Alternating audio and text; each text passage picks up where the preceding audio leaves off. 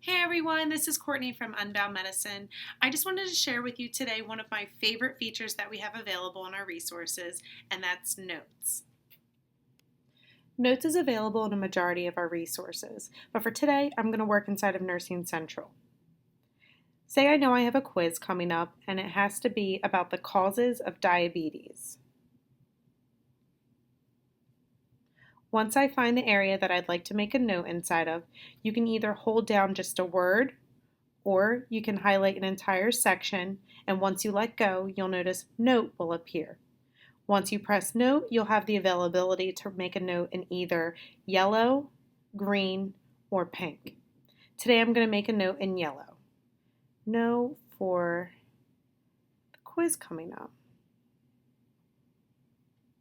I'm going to finish that, and you'll notice it still stays highlighted yellow.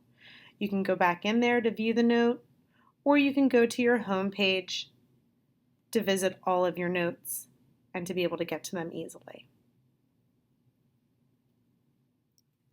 And that's it for notes. Next time I speak to you, it'll be about organizing those notes. If you have any questions, make sure you follow us on Instagram, Twitter, or Facebook, and you can always contact our support team on the next page.